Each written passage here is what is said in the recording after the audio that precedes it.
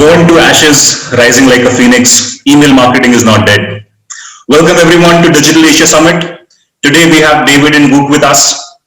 David leads regional marketing and demand generation at Hubspot, growing Southeast Asia and India. He has built and led marketing teams at companies big and small, from public companies to nascent venture-backed startups. And like he puts it, he has seen versions of the growth movie a few times, having driven growth and acquisition for a handful of products with millions of users and leading marketing functions in several SaaS businesses. Wook is a marketing practitioner passionate about brand building and growing profitable businesses. He currently works as head of growth at Lemlist, a cold email and sales automation tool that helps you personalize and automate outbound campaigns. Wook was Lemlist's first employee, helping the company reach $4 million ARR in less than 3 years without raising capital. He has over 6 years of marketing experience in the startup and agency world. Welcome to Digital Asia Summit, Dave and Wook. We're honored to have you here today. I would like to begin by asking both of you a question. Is email marketing dead? Dave, you want to go first? Okay, so it's definitely not dead. And first of all, thanks for the nice invitation. It's not dead. I think if you think about it, people having an Instagram account versus people having an email address, I guess everybody come to the conclusion that everybody has an email. So it's definitely far from dead. It's breathing and living just fine. Yeah, 100%. I'm not sure who is saying email is dead, but it's definitely most not dead. And you can even look at it from a generational perspective. So I saw a report, I think it was by Campaign Monitor or one of the email platforms that's saying like Gen Z is actually using email as much as, if not more than, millennials. So it's definitely not dead. In fact, I don't think it was ever dead. To say it was rise from the ashes is a bit dramatic, Sahil, but I'm glad to say it's going to be alive, I think, for quite some time. Interesting.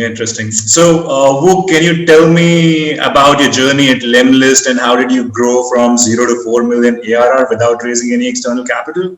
I mean, that's pretty impressive. So, yeah, thanks a lot. Yeah, it's been one really amazing journey. I had the pleasure of joining, literally after the beta period. So it's been, I think, when you think about growth, I'm just going to fly through the most important things. The number one thing is having a clear differentiator in such a competitive market, such as cold email outreach and sales automation overall. So our thing were personalized images and really sending like cold emails that are on your prospect's terms. So instead of doing it broad, instead of doing it in a generic way, going for that personalized touch and really understanding the person who you're about to email. Later, with email deliverability features such as Lamworm, this really helped us position our product really well, and everything else was building like marketing and sales on top of a great product. And 3 years later, we were doing things really consistently on that standpoint, putting our users in the center focus. So every piece of content, Lemlist family, our community on Facebook, everything we did was helping them win with Lemlist. And I think when you combine all that, this has helped us build a great product, drive amazing revenue, but also build a great brand that now, on top of amazing features, now brand is a defensibility, and hopefully we continue at the same pace. Great to know that, Wook. Coming to you, Dave, like how does HubSpot plan to grow now, and how do you see Asia as a market for HubSpot? Oh man, HubSpot is growing in so many different ways because your audience might know that we're a CRM platform. So we have a free CRM that people can get started with. But then the way we grow there is eventually you'll find that you want to grow beyond the free limits of the CRM platform that we have. And then you'll upgrade into the mid-tier or to enterprise tier. So that is something that's been fueling our recent growth in our last couple of years. As you can see from, just take a look at our stock prices to give you an example of how well that motion is working. But as well in Asia, I think there's a huge untapped ecosystem here of really smart marketers and really fast-growing companies that were just at the tip of the iceberg. HubSpot's a company that started off in North America, expanded into Europe, and we're just really, really early in APAC and Asia. So the way we're going to expand is the same way we've expanded in all those different regions, which is We have this giant inbound machine. So we try to help as many people as we can through our content. They come into our ecosystem, whether that's through our blog posts, our videos, or podcasts, maybe even our free CRM. And then through the relationship with us, eventually they're going to find that there's a problem that they have that we can solve. And then because we've been so helpful and because we've taken a long-term view, then they choose to trust HubSpot over the alternatives. So that's a story that's only starting to play out, I think, in Asia. And I think we still have a long runway for growth in the coming years. Interesting, Dave. So how are you seeing things evolve in this rapidly changing world, especially in the post-pandemic era? It's interesting. Like tech companies, you're not supposed to say this, but like the pandemic is good for tech companies because, especially if you're in the marketing and sales world, right? Because a lot of these companies that weren't online and now are forced to do digital transformation realize that, oh, we're really behind. There's a lot of things we need to do. So let me move from spreadsheets, or let me move from pen and paper, or in the case of Lemlist, it's like, let me move from manual work and now I need to make everything more efficient and I need to automate a lot of stuff. So the way that the pandemic has affected a lot of companies, at least with HubSpot and other marketing and sales service platforms, is we've captured all those people who are realizing they need to accelerate their digital transformation. And so we're seeing that growth in terms of our traffic, in terms of signups, in terms of people inquiring about how we can help them. Great. What do you think about it? Yeah, I think I agree with David. I think this is going to be a good conversation. People agreeing with each other, because we're really growing at the fast pace, and I don't want to make this into self-promotional kind of thing. But I agree with David in terms of now. I think people, depending on who's in what industry and so forth and so on, are making the choices of which tools, products, whatever are essential to my business, to my growth, to my revenue, to the outcomes I want to achieve. And being online, there hasn't been any effect. We've been growing at a double-digit growth rate from the start until today. And so I cannot really say that it has influenced. What it has influenced, it influenced some of our users. So on the flip side, we're trying for those categories of users who are maybe in a bigger industries that are more impacted. It switched some of our attention of making their life easier in any way that we can. But other than that, I didn't see honestly any change in terms of business. Great. So coming to the email marketing part, I mean, I would want to understand from you guys, what are some of the best email marketing hacks that you have used to grow your businesses and outside of what you're doing right now as well? Boop, you want to go for it? I do. Yeah, sure. Why not? I think for me, email outreach in general, there are no really hacks. There's more like consistency in terms of work ethic and knowing the industry and knowing your audience. So everything starts for me. I think every blog post that I've ever written, I use the sentence. I became boring to myself. Is 51% of success with outreach is the research. The better research you do, the more easier it is to write an email, the more likely are you to get a high reply rate. And when I say research, it doesn't have to mean anything boring. It just means that, okay, if I'm emailing 100 people who I want to send Lemlist to, I need to understand how they will win with Lemlist. Do they need Lemlist at all? And what are the objectives? So 50% of that audience might want to, promote their events. Another 50% want to sell. Maybe if I make my list bigger, then some will need to do networking. Some want to go with multi-channel sequences. So if I understand how they're going to use Lemlist, what are some of the pain points, or if I can't figure that out on my own, understanding at least the common ground between us so that I can make my email feel like a conversation rather than me just, hey, you want to use Lemlist? I think that's the essential thing of research, and even if you're not using tools like CRMs or whatever, your simple spreadsheet, a CSV file, can be your alpha and omega in terms of all the details that you need, based on which you can later then make the email. And then then we come to the interesting tactics. When we say cold email personalization, if I know that David and I are, I don't know, LA Lakers fan, I can use that as my intro line to make that email feel a bit more friendly before I, go into the conversation. On the other hand, if we are members of the same community and we're talking about email deliverability and having some trouble with the open rates or what have you, I can see that and then I can use that to start the conversation. Hey, I had this same problem like a year ago, and I really did have it, so I can connect based on that. And the hack, let's call it, is really understanding the person on the in front of the other screen, and then positioning that email in a cool way. And I think you can top of all that with email deliverability. I think with its 2021, you can't just go and build a list of a couple of thousands of prospects, shoot one email as a broadcast, and be like 20% reply rate. It's not going to happen. Maybe it's going to happen if you're selling iPhone or Coca-Cola, but other than that, you really need to be patient. There's no need, like I always tell people, like there's no need to send as much emails as you can. That's not the point. The real point and the objective is to close, or whatever is the outcome, as you can. So sending as many emails is a mistake that can be deadly for your reputation. So those are kind of that consistency and work ethic that starts with research and ends with personalizing your email for the person who's going to read it. Yeah, I think it's a really important point, because if there's the audience of this presentation is a lot of marketers in Asia. There's some countries in Asia that don't have spam laws, and so you're just going to get like the quote unquote best practice in those countries is just email blast, and like I don't care. There's so many people in Asia. Sure, I'm going to get a 10% open rate, but there's so many people. I'm just going to keep doing that over and over, and I think that's the default for a lot of email marketers in Asia.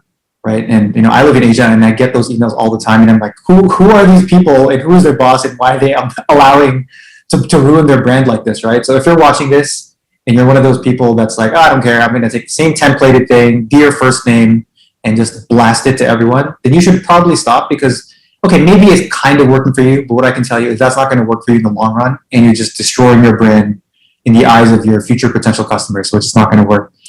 So I totally agree with Luke. Like there's no real growth hack for email. Like I wish there was something simple like use emojis in your subject line and your open rates will open.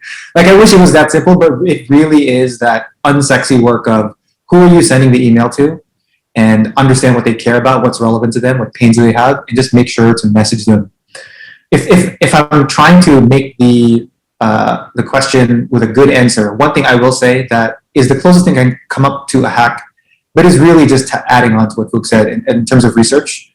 So HubSpot has this tool called Conversation Intelligence, and we're not the only tool platform who does this. So you can find a lot of platforms who do this. But essentially what happens is they record the sales conversations that your sales reps are having with prospects, and then they highlight key passages or key phrases that the prospect is using. And so that's really great as a marketer, because then you don't have to think by yourself what is the perfect language. Sometimes it's already in your CRM, it's already in your conversation intelligence software, and then you can pick out those phrases and then use that in the subject line, use that in the email copy, landing page copy, and that can take you really far. Yeah, if you want, like I can add one example just to add some actionable thing to the conversation. Is I had a conversation. I had a chat on LinkedIn. One person was trying to sell me a software.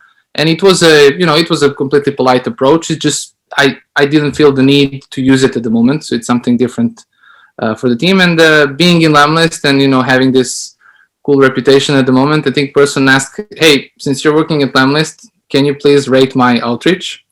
And that started the conversation. And I really went through every single word again, because I like these kind of conversations. And I told him, if you imagine sending me, he did this via LinkedIn, so he didn't do it via cold email. And my suggestion was less features, more like outcomes that your features help me do it. And so, for example, imagine if you, instead of telling me your product is that and that, you mention the pain point, and then you send me a quick Loom video, walking me through how I, Vuk, head of growth at Lamlist, can use this to drive some of the outcomes that are important in my life. Test it out. It's just a simple Loom video. And if you're doing it via cold email, Lamlist can help you add some cool things like video for you, Sahil, with your name, updated dynamically, things to that nature. But if that video is awesome, it shows that you made an effort. And I was so happy when 10 days later, this guy sent me a message, hey, I've used Vidyard, I don't like Loom, but I used Vidyard, and I managed to like book 3 demos. Yes, and this is it. Like, this is the hack. But that hack lives on research and everything that David and I mentioned a couple of seconds ago. Very, very, very insightful, David and Book. But based on what you guys are telling me, what I understand is that it's more for B2B businesses. So is that true? Does it work just for B2B businesses? No, I mean, yeah, no, definitely not. I mean, if I'm an e-commerce company, one of the first things, email is extremely important. Like, lifecycle marketing is extremely important.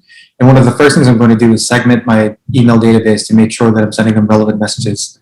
And so maybe you're not individually researching all the people in your CRM, but certainly you're splitting them up according to some kind of behavioral information, which just goes back to research, because at the end of the day, you want to send people messages that are relevant, that they care about, that accelerate their affinity toward your brand. Because the opposite is you're sending them the same message and they get annoyed by you, they unsubscribe, they tell their friends that they hate you, that you're annoying, and they never buy from you again. So that's going to apply whether it's B2B or B2C.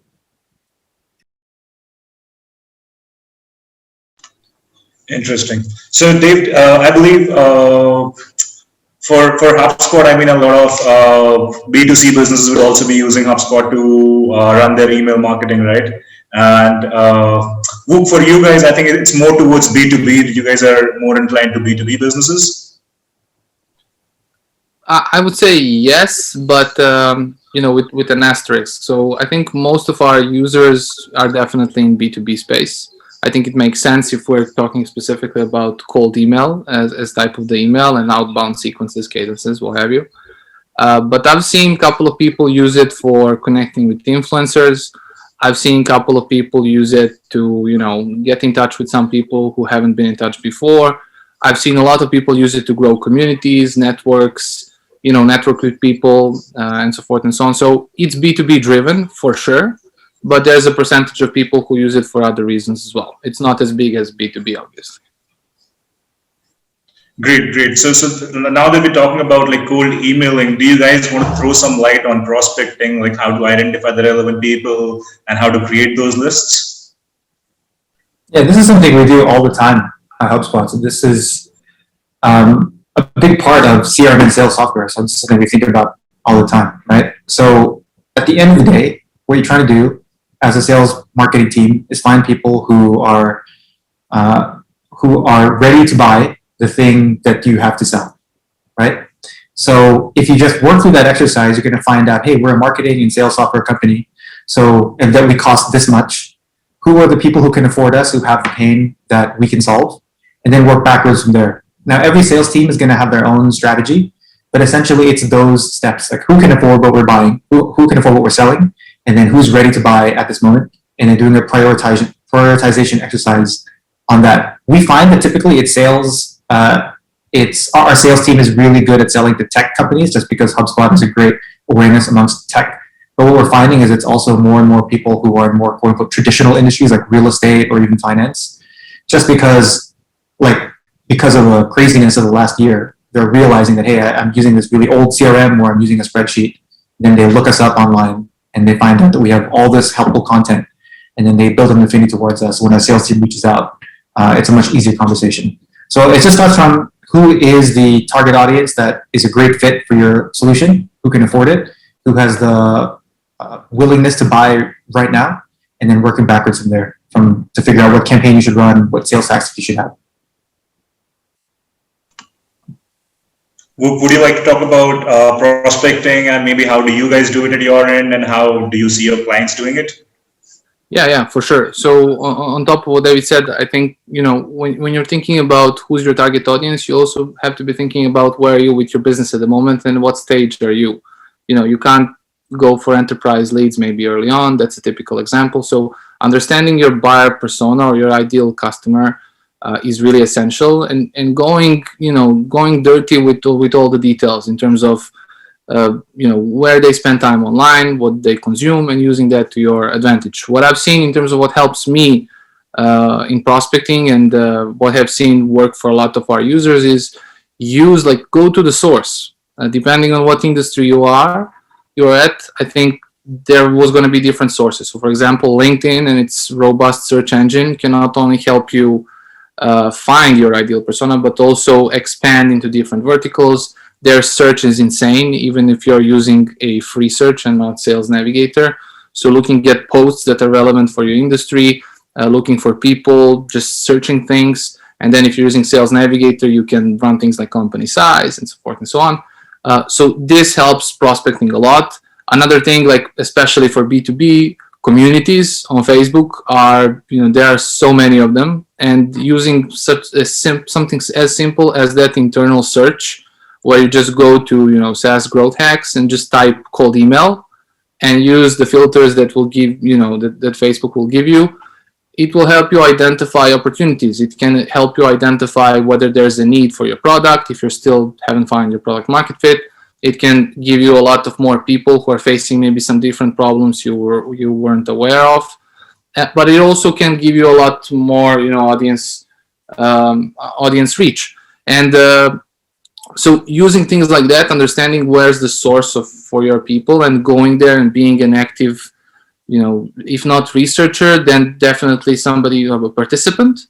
Get into that conversation, start talking, don't be sales. It's the same rule as with cold email outreach. Don't just go with your intentions, but try to figure out what's a win-win situation.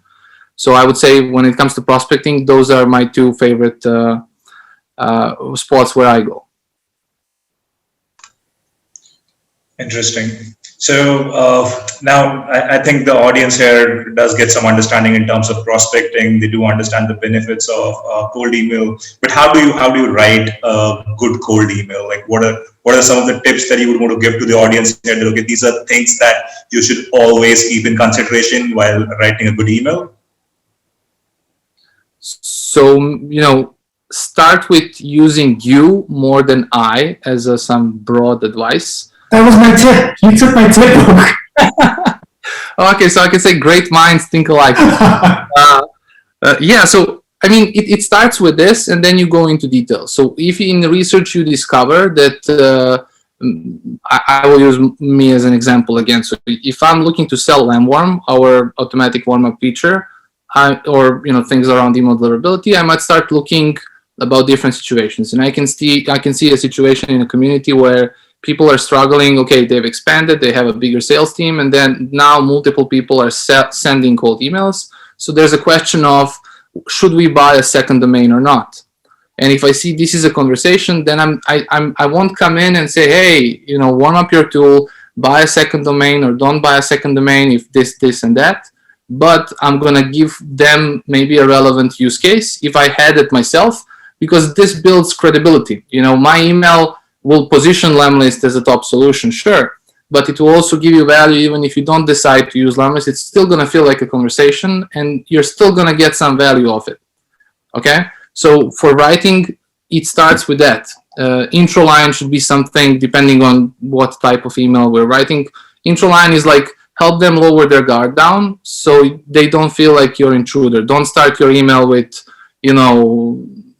obvious sales intention or something like this. Try to make it feel as a conversation, and using things like personalized images. Our most, I think, used coffee cup image in these 3 years has been a coffee cup where you just take 2 Starbucks cups. One has the name of your prospect that updates dynamically, and if your copy can follow that style of your image, not only do you show you're a real person, but you also show that you're thinking about them instead of you. And the final tip is, when you come to the call to action, you don't always have to go directly for the sale. The point of the email is to get a reply, and so it's like a funnel. Sometimes people will move from the first to the fourth stage immediately, but that's rare. Usually people go through steps depending on how your funnel looks like. So it's important to understand what you're selling next. In our case, our sales team is selling the meeting. So you're not selling Lemlist, you're selling the meeting, and then you position that as your call to action to make reply rate, go higher and higher. So when it comes to writing, those are my top three things. Yeah, I get very sad when I get really bad email outreach. because especially when I get it from people whose job it is to do that the whole day, right? So in addition to the tip that Luke said, which was I was going to say, but I still had two other ones. I still have two other ones. So, okay, why do I get sad that people still send bad email outreach? I think, okay, to give you some context, I once ran a cold email campaign that had an open rate of like 80% and converted like crazy for a few reasons, right? So why is that the case? It didn't start off at 80%. It started off at like 20, 30%, which is, okay for cold email, but 80% at the end. So what did we do there? We made it super, super, super relevant. And I think embodying that is what Luke said. So think about you versus I. And literally, like when I drafted the email, I forced myself to use the word you well before I use the word I. Most cold emails start like, I am so excited to tell you about this, or I'm so happy to meet you because blah, blah. It's like, it's about yourself, right? But the person reading the email, they're so distracted. They're probably not even like paying total attention to their email. So you have to get their attention immediately. So using the word you before the word I is a nice quick tip to do that. But then the rest of the email is just about their specific problems and what they are going through. So it uses a lot of like personalized images, what Luke said. So we did it manually. So I wish Lemlist existed when I did this. But it was very, very personalized. Okay. So the first tip is personalized to the point where you literally say the word you versus I. And the second tip, and what makes me sad about why there's bad emails is if your full-time job is to do prospecting, you should be testing different types of messaging, right? So nobody can tell you that there's going to be the perfect template or the perfect message for your prospect.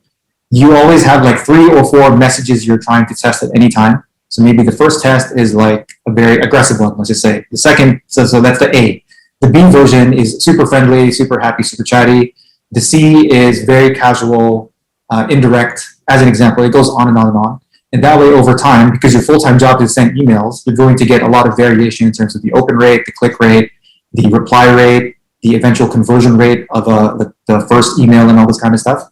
So your job as somebody whose full-time duty it is to send emails is not only to make it about the recipient, but to make sure you're testing different versions. That way you can find through experience and practical learning what is the best message for your audience. Very, very insightful, guys, once again. And I think what you both mentioned mostly about is personalization. So I would like to ask you, like, how can you make personalization happen at scale? Like you already mentioned that using just the name and the company name is not personalization anymore. Gone are those days. And even if it's working for some right now, in the near future, it's not going to work out. So how can you bring in more personalization in the emails at scale? If you want to reach out to, let's say, 1,000 people, you've identified that these are 1,000 people who are very relevant for you and who are your potential buyers. Then how do you personalize it for all 1,000? Do you do it all manually? Do you research for every single one of them and then do it, or there are other ways to do it? Okay. So I think you can do it at scale, but to go back to the beginning in your first question, you don't want to build a list of 3,000, 5,000 people and then say, okay, I want to do this in a week, because personalizing 5,000 emails is possible, but think about it. If I personalize 100 emails and get a 20% conversion reply rate or whatever I'm calculating versus the same, a similar, like not similar, but like a different outcome with 5,000 emails where there's less personalization but more generic stuff, the outcomes will outweigh. Even the smaller list will always win. I guarantee it. But to go back to the point, so I tend to start with things like intro lines and pitch lines. So I always have like a simple CSV column when like text only email. Let's take that as an example number one. Intro line is a custom tag that gets pulled from my CSV file, and I can give you an example. So we started running webinars for our community, and we started inviting, great experts like Rand Fishkin, Tim Solo, Aaron Ross, Jill Rowley. I think a lot of different John Barrows.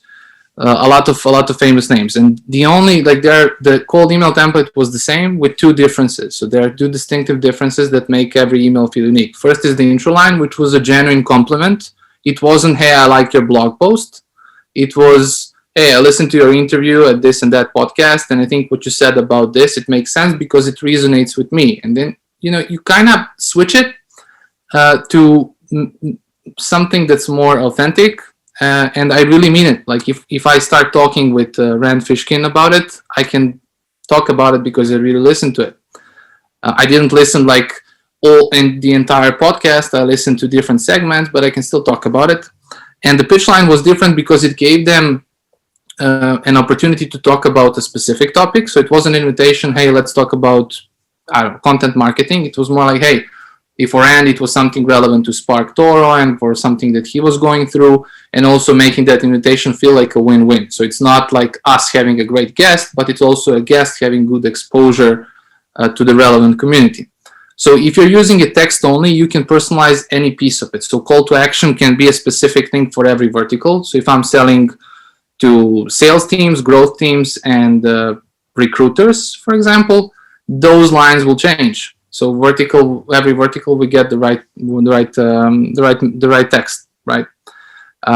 Then if you add like personalized images, which is another great scenario, you can go to, like, sales team can go to Indeed, look at some job posts for their relevant audience, and they can see that the VP of their target prospect is looking to hire more people, so more SDRs, which means they're looking to expand, they're looking to grow. We can anticipate some of the outcomes they want to achieve, and that simple job post will tell you, at least point you in the right direction where this company is going, and then you can use that to create your perfect email, and then image can be your invitation for a meeting, whether that's a coffee cup or something else.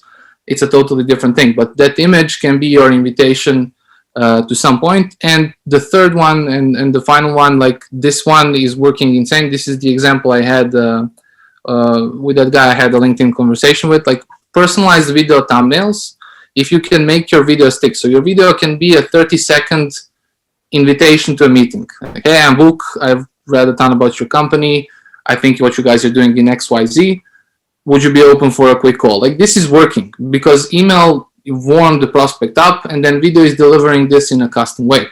But that video can also become a teaser, intriguing your prospects about how to solve a particular pain. It can build your credibility. You can show them a relevant use case, which then will excite them about talking to you because they would like to hear what are you going to offer. And having like a play button on that image with you behind, with some personalized text or maybe the logo of their company, and all that updates automatically as long as your CSV file and research is well structured. Everything like after that is like a breeze. It feels like a breeze because you did the number one thing, which was the most important thing. And that image is clickable. People want to click on videos.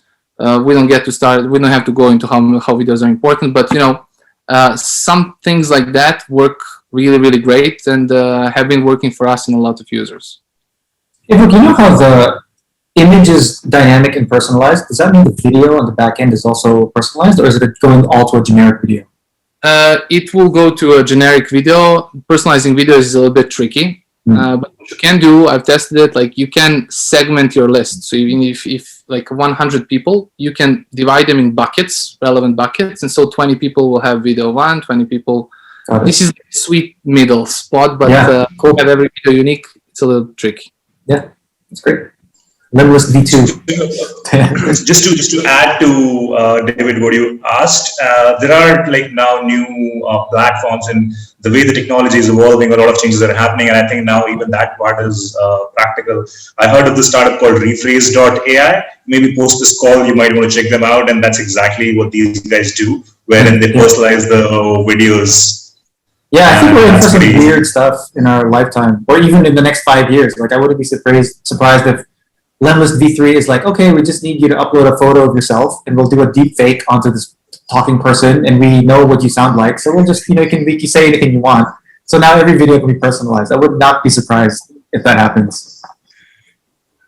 I think that's already happening, and especially with the arrival of GPT-3 now, which OpenAI launched last year, things are getting really crazy, and there are some interesting tools. So that's something next that I wanted to ask you guys, that where do you see it going in the future with the technologies like GPT-3 and platforms that are writing emails on their own, like other side AI or flow written that are there, still at a very, very nascent stage. But where do you see it heading? Like where, like in terms of personalization of emails or personalization of videos, where do you see it heading, and how do you see it impacting the overall email marketing? Yeah, this is just my 2 cents, and I could be completely wrong because who the hell can predict what the hell is happening with tech these days? I don't think it's the timeline where everybody is thinking that this eventually leads to like a Terminator future because AI is smarter than everyone. I don't think that's happening. I think that AI is going to be a tool that we use to make ourselves more productive. It's not going to be a tool that like leads to mass layoffs of copywriters. I just don't see that happening. Because historically, that hasn't necessarily happened in that way. Because what would happen is those copywriters would just find another job or they'd move the value chain and they'd be the ones like massaging the copy AI and all those tools to make sure they're doing the right stuff. Because it still has the capability to run away on its own, like iterating on its own and going off on a path that is not necessarily the one you intended. So I think humans are always going to have a place in the process. My current view is in the next 5 years, which is really all that really matters. Because tech moves so quickly, is that don't worry, it's not going to take your job. It's something that might augment and make your job easier. But beyond that, it's not really worth thinking about because it's so far out of our control. Yeah, I think I totally agree one more time with David, because there's always going to be a need for a manager, for a thinker, to come up with an idea, to execute on that idea, having specific tasks automated. For example, me not having to create 100 images like I had to a couple of years ago. I'm just worrying about other things now, which is the objective and the outcome. I don't know how things will evolve in the future. I think there's a need, and this is like a close future, and something that Lamlis has been working on, and it's already real, is kind of doing this multi-channel outbound from one clean place or with simple workflows, not having to use a ton of tools or getting lost into setting that workflow up. So making this easier is maybe a short-term future, but longer run, I hope spammers get punished. I'm tired of seeing emails over and over again from different people from a company trying to sell me something, forcefully. I hope that the environment changes in a way so this gets punishable, because it's not fair. Gives a cold email and email marketing overall a bad rap, and then we have to, hey, is this that? But I'm not sure how it will happen in future. I was really curious about voice and what happens with voice as a technology. Like, obviously, you're not gonna outreach to people with Amazon Alexa, hey, I'm here, let me sell you something.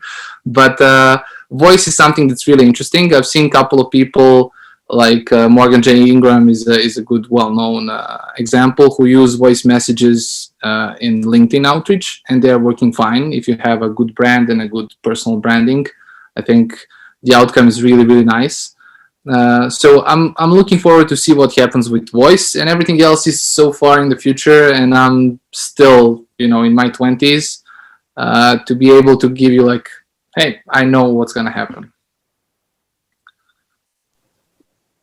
Fair enough, Vuk. I completely buy that. And so I think now the audience has a fair understanding of how to write an email, how to do the prospecting. So there's just one last question that comes to everyone's mind that, okay, yeah, I'm sending the email, but where will I land? Will I land in an spam box? And if so, then how can I avoid that? That's very critical. So I just wanted to bring that up. Yeah, I remember what I said at the beginning is a lot of countries in Asia don't have spam laws. And so everybody's just relentlessly bludgeoning everybody's emails with template copy and paste stuff. Like, if you end up in the spam box, you should just like look in the mirror. Like, don't blame anybody else. Don't look for hacks to be like, yes, if only I sent it at 3:03 p.m. as opposed to 3:05. Or like if I change email providers, like if you're ending up in spam regularly, it's you, it's not the mechanism that you're doing it through.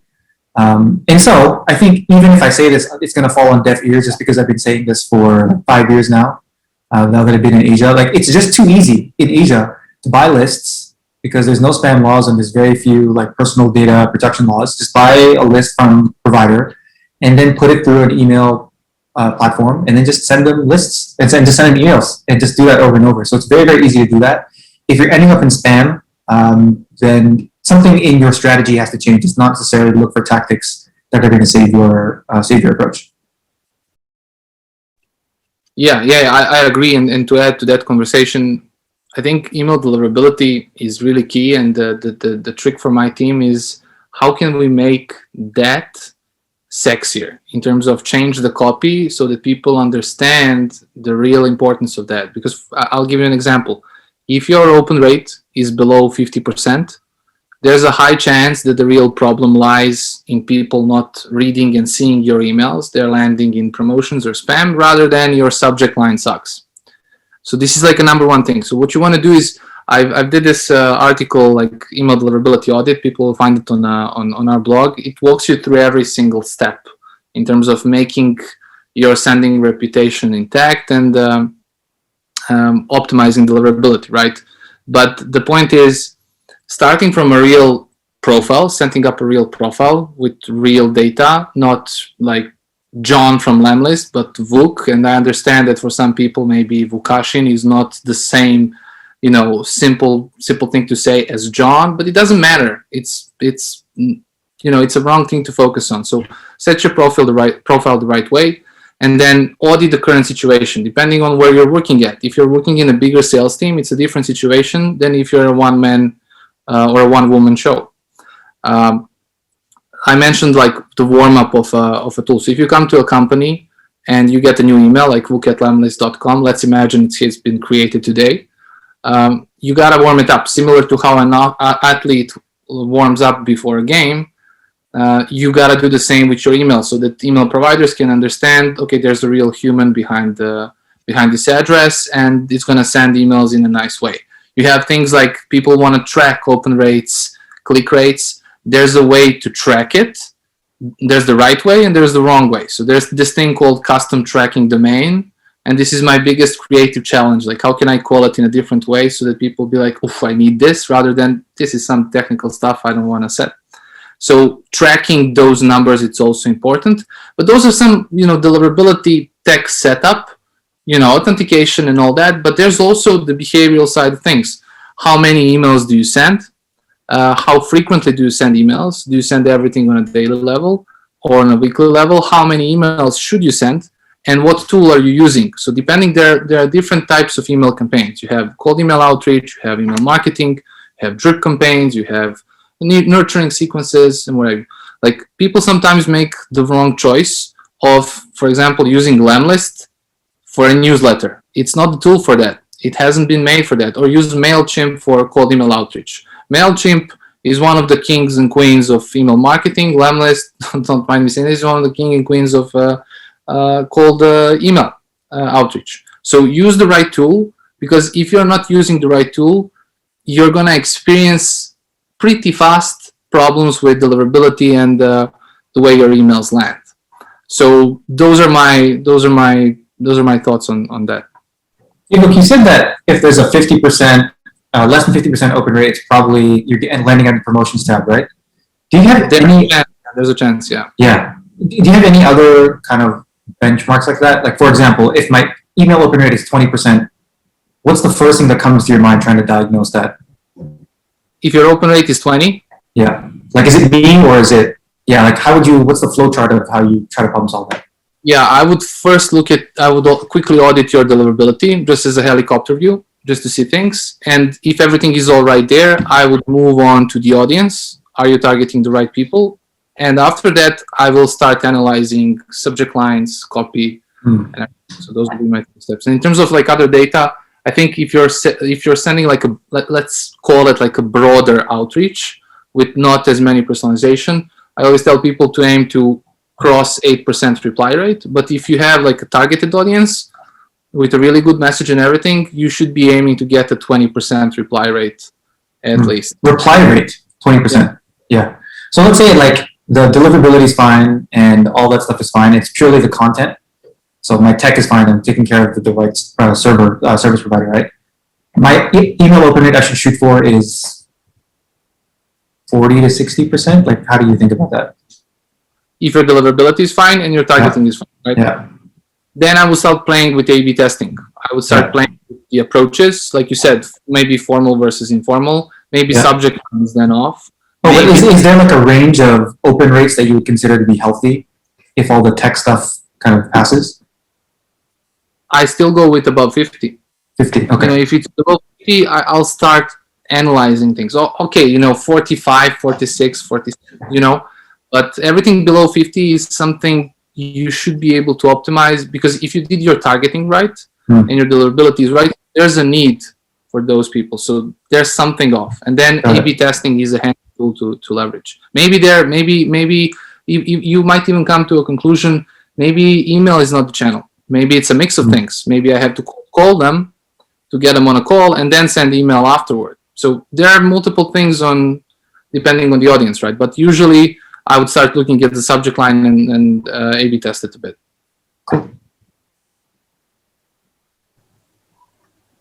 Cool, that was helpful, and I believe David was facing certain challenges with the emails, and I think now they'll get resolved.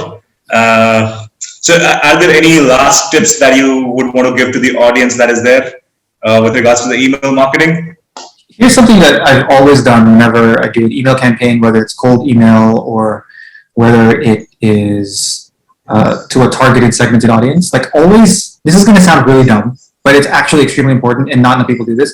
It's like send an email to yourself, but schedule it in the future. So give yourself like 12 hours before you send the email. Send it to yourself 3 hours later, so you're kind of surprised when you get the email, and just know your reaction when you look at your own email. So one of the things I'll do before I launch a cold email campaign is I'll pretend I'm receiving the email. So I'm writing it and thinking like, what would get me to reply if I was a target audience? How do I feel about the subject line? And you do the same if it's a B2C, say e-commerce product. If it's something that you're trying to promote, how do you feel looking at the email when you're a bit removed from writing it? So draft the email, schedule it sometime in the future, so that way when you get the email, you're kind of surprised, and just note how you feel about it. And if you feel unsatisfied, then that should be a trigger for you to try to improve it, or try to think how can you elicit a response that you yourself would be proud of. Oh, I'm happy to see this. I think I did a good job with the copywriting. So that's a quick tip that I've always used and has helped me. My advice. That's something that I personally never considered before, and I think that's something that I'll also keep in mind all the time now. I would probably add, if you guys can hear me, just nod. Yeah. Okay, great. So my advice: use Hubspot and use Lamlist. Just kidding a bit. I think the advice is to test things. You know, don't.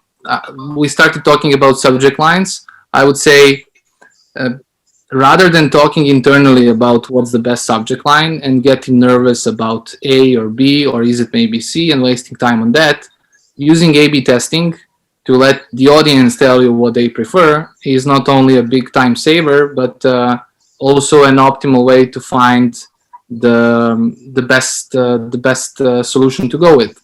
So A/B testing things is the advice I would give to everybody. You know, whether you're testing subject lines, intro lines, sequence A versus sequence B, image versus text, we can tell you everything you want to know.